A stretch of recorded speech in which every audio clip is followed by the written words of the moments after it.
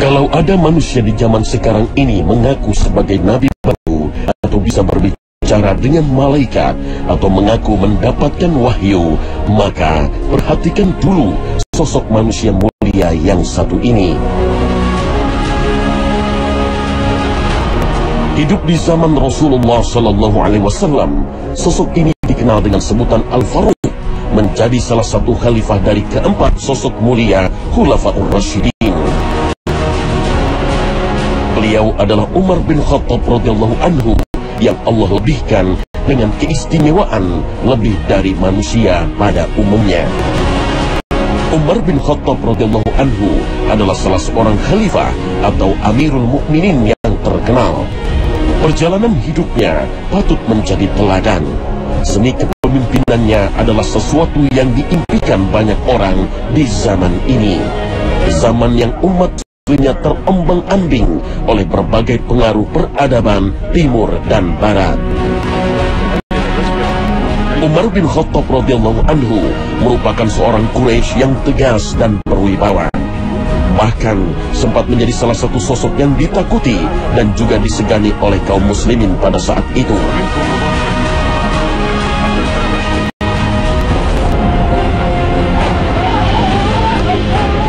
Jauh sebelum memeluk Islam, Umar bin Khattab sempat geram melihat pertumbuhan Islam yang menyebar cepat di Mekah, membuat gerah kaum penyembah kuburan dan berhala, para kaum musyrikin.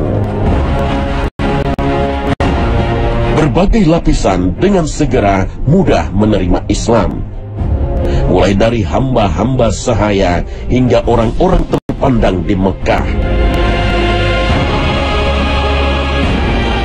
Bahkan sang adik kandung beliau pun menerima dakwah Rasulullah SAW dan memeluk Islam. Hal inilah yang menjadi alasan Umar bin Khattab untuk menghentikan dakwah Islam dengan berniat membunuh Nabi Muhammad SAW.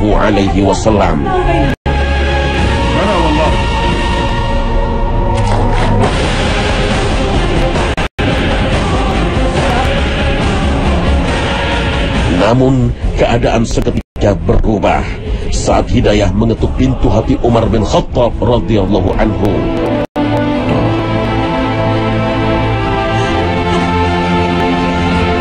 Jiwa yang murka seketika luluh karena hidayah Allah Azza wa Jalla. Umar bin Khattab radhiyallahu anhu memperkuat barisan utama umat muslim Makkah, membuat penyebaran Islam semakin cepat dan dapat dilakukan secara terang-terangan. Pertumbuhan Islam di Jazirah Arab semakin cepat meluas.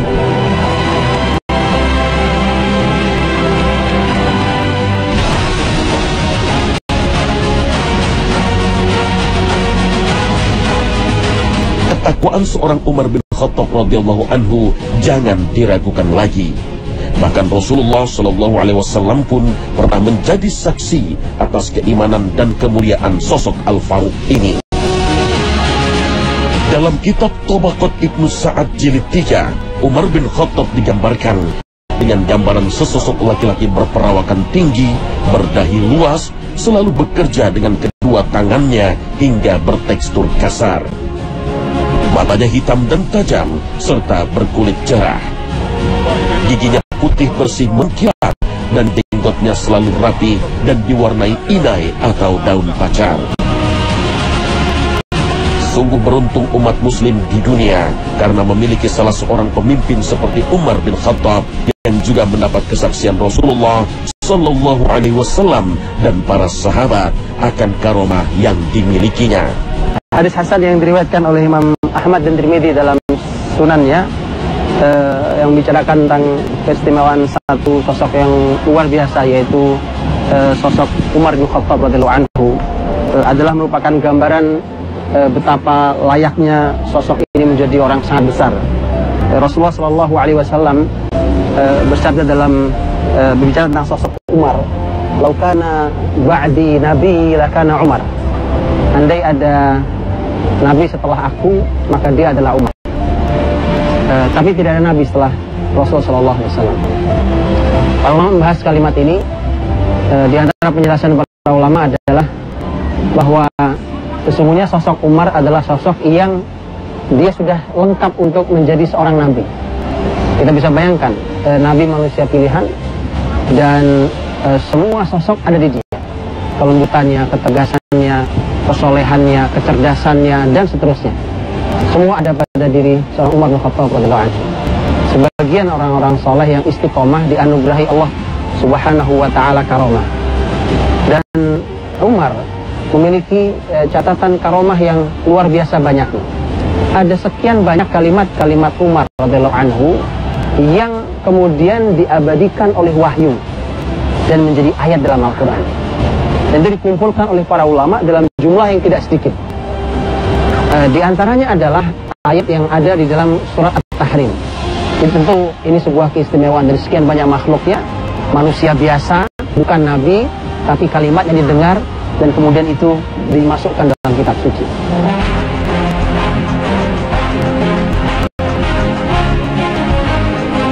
Ya, karomah Umar bin Khattab radhiyallahu anhu.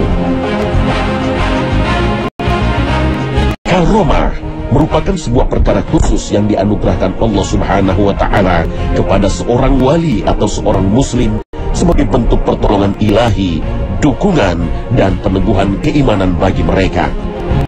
Menurut kitab Mu'jam Al-Wasit, lafaz karomah berasal dari kata karoma dalam bahasa Arab yang berarti kemuliaan. Dalam pengertian lain, lafaz karomah berasal dari kata ikram yang dalam bahasa Arab berarti penghargaan atau pemberian.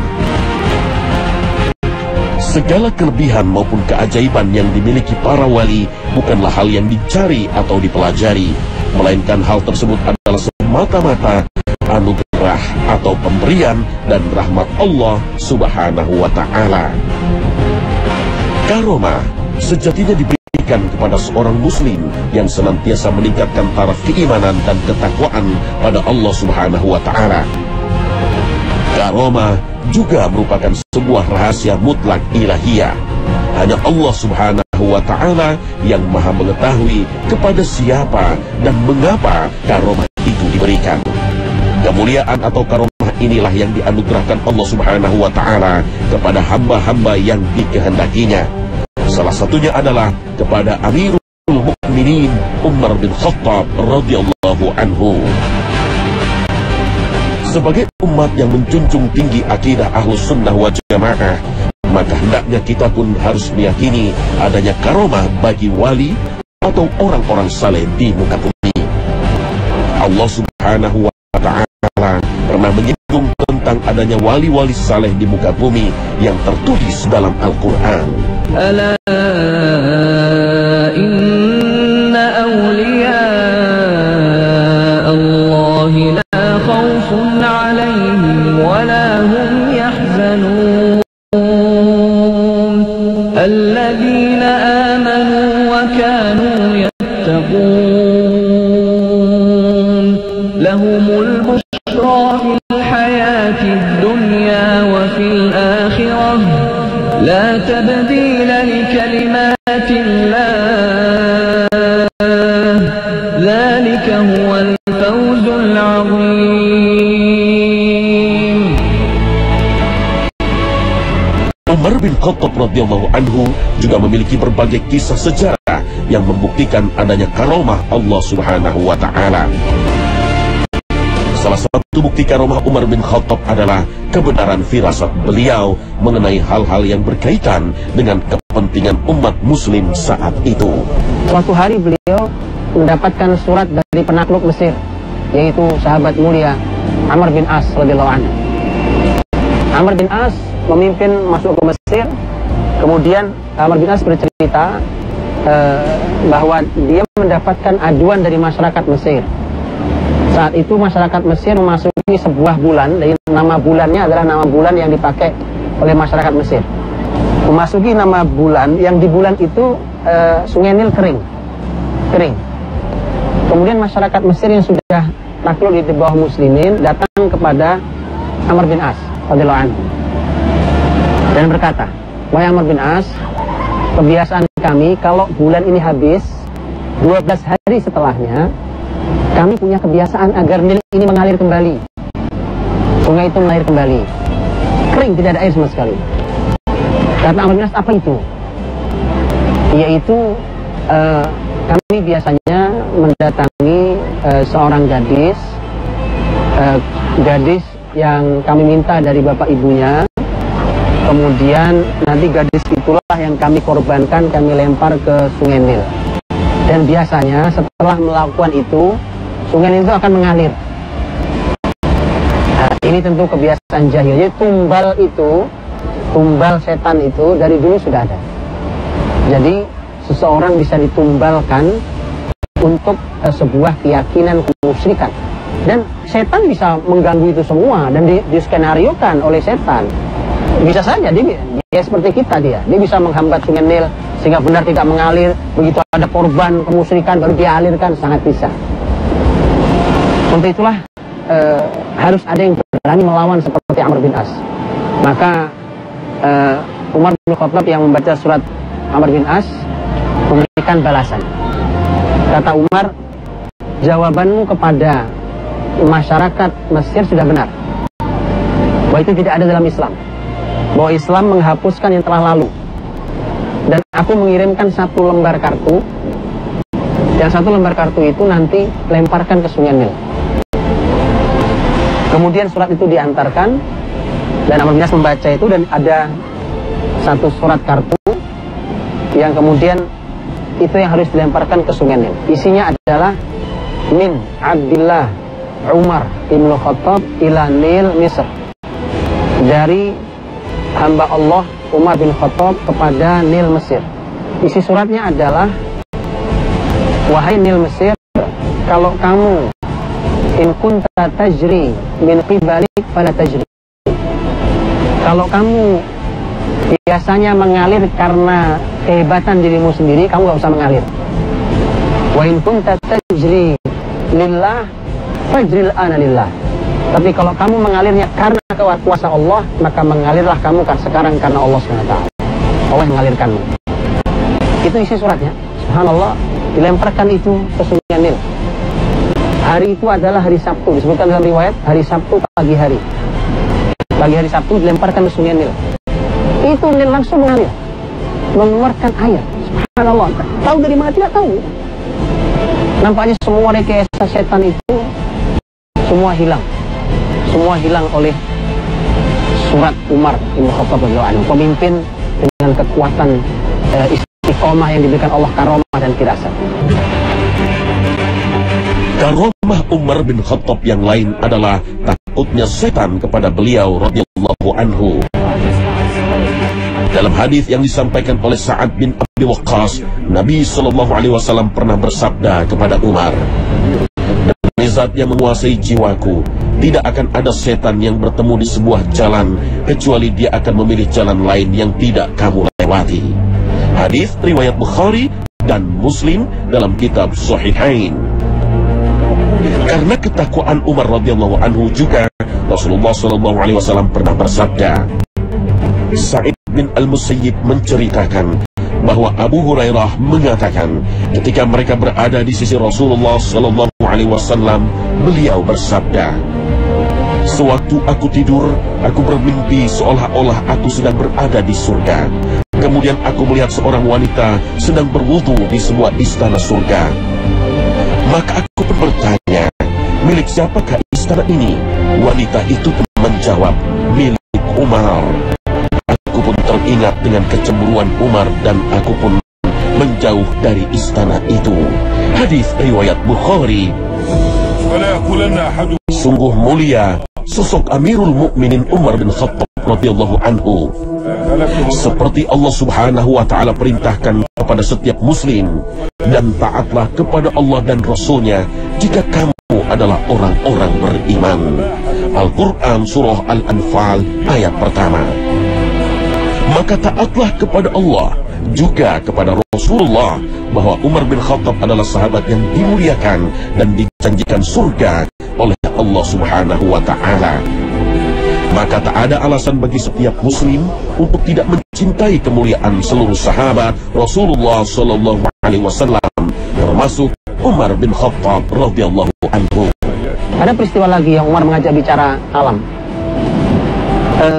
Di Madinah pernah terjadi gempa di masa Khalifah Umar.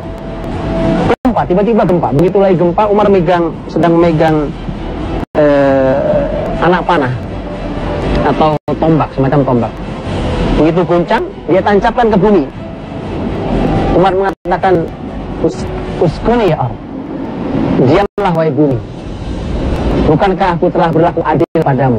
Subhanallah. Bumi diajak bicara. Saat gempa guncang luar biasa, bumi diajak bicara. Ayo, siapa hari ini? Siapa hari ini orang bisa mengajak bicara bumi? Kita perlu orang soleh, kita perlu orang istiqomah. Tak hanya orang cerdas. Orang cerdas tak bisa menyelesaikan seluruh permasalahan bumi ini. Terlalu banyak rahasia alam, kekuatan alam ini yang kita tidak bisa menaklukkan dengan akal kita. Ada karomah yang berikutnya. Suatu hari beliau berkhutbah. Berkhutbah di Masjid Nabawi. Lagi khutbah di Masjid Nabawi. Kemudian tiba-tiba beliau dalam khutbahnya kemudian beliau berteriak, ya Sariyah Jabal, ya Sariyah Jabal, ya Sariyah Jabal, man istara'ad dhi'b faqad zalam. Kalimat Umar. Wahai Sariyah naik gunung, hai Sariyah naik gunung, Sariyah naik gunung. Siapa yang memelihara atau mengizinkan untuk serigala menggembala domba, sungguh dia telah zalim. Itu kalimat Umar unik sekali. Sedang khutbah dia bicara itu. Subhanallah, tentu yang mendengarkan juga bingung. Ini Umar bicara apa? Tiba-tiba dia memotong, kemudian dia bicara itu. Dan barulah peristiwa ini bisa dipahami ketika ternyata ada seorang sahabat yang namanya Sariyah. Dan Sariyah itu saat itu posisinya sedang ada di wilayah Persia, wilayah Irak. Yang dalam posisi perang di dekat pintu wilayah Nahawan namanya. Di situ dia sedang terjepit oleh pasukan Persia. Dan jalan satu-satunya untuk dia selamat adalah naik ke gunung. Allah menghadirkan karomah. Umar yang di Madinah, jarak sangat jauh dari Irak, bisa melihat peristiwa itu, sehingga dia mengarahkan, selamatkan naik gunung, naik gunung. Sariyah kemudian menyebutkan, nanti bercerita pada para sahabat, bahwa dia di Irak mendengar suara Umar. Subhanallah. Tidak ada sampai hari ini peralatan canggih zaman hari ini. Zaman hari ini peralatan sangat canggih, super canggih hari ini. Masih sering terganggu kalau jaraknya sampai sekian jauh itu. Assalamualaikum warahmatullahi wabarakatuh. Melihat bukti sejarah akan kisah karomah Umar bin Khattab radhiyallahu anhu memberikan wawasan tersendiri bagi kita umat muslim di zaman ini akan adanya keajaiban selain mukjizat kenabian. Menurut pengertiannya, karomah adalah perkara atau kemampuan di luar batas kemampuan manusia biasa. Namun terdapat perbedaan mendasar dari pengertian kemampuan luar biasa ini. Yang pertama adalah mukjizat. Mukjizat diberikan hanya kepada nabi-nabi Allah yang ditampakkan untuk menambah bukti kenabian mereka yang mulia. Yang kedua adalah karomah. Allah Subhanahu wa Ta'ala memberikan kemuliaan ini kepada wali-walinya di bumi yang senantiasa menegakkan hukum-hukum Allah dan saleh melaksanakan segala perintah serta menjauhi larangan Allah Subhanahu wa Ta'ala. Yang ketiga adalah sesuatu yang berbahaya bagi keimanan umat muslim seluruhnya, yaitu kemampuan yang dimiliki seseorang dengan bantuan syaitan dan jin, namun mengakui bahwa hal itu adalah karomah dari Allah Subhanahu wa Ta'ala. Patut dipahami bahwa karomah diberikan dengan sendirinya tanpa perantara doa-doa atau zikir khusus seperti yang dilakukan oleh kaum pengikut jalan syaitan. Mereka yang senantiasa mendapatkan karomah akan selalu dekat dengan Allah Subhanahu wa Ta'ala melalui ibadah-ibadah yang diwajibkan dan disunnahkan. Mereka akan memilih mendirikan sholat daripada berdiam diri atau bersemedi untuk mendapatkan sesuatu. Mereka juga tidak akan pernah mengaku sebagai nabi dan tidak menambah hukum-hukum Islam selain yang sudah ditetapkan dalam Al-Quran dan Sunnah Nabi Muhammad Sallallahu Alaihi Wasallam.